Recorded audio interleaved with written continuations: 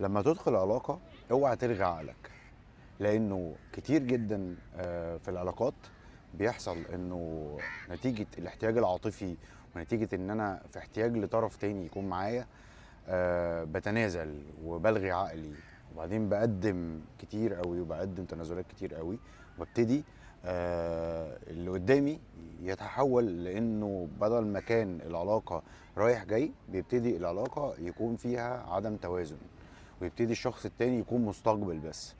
فبعد فترة يبتدي العشم عند الطرف التاني يزيد ويبتدي عايز اكتر. وبعدين لما بتيجي انت تطالب بحقوقك وتطالب انك انت كمان محتاج، بيحصل انه بيحس انه لا، اللي كنت بتعمله ده حق مكتسب، فانا ما عنديش حاجه اديها لك. فبالتالي بيبتدي هنا يحصل المشاكل في العلاقات.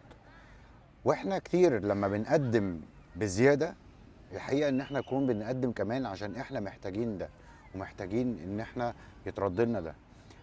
بس عشان يحصل لك ده خلي عندك توازن في العلاقه وما تديش بزياده. لو عجبك الفيديو ما تنساش تعمل له فولو ولايك وكومنت وشير. حياه سويه مع اسلام انور، والسلام عليكم.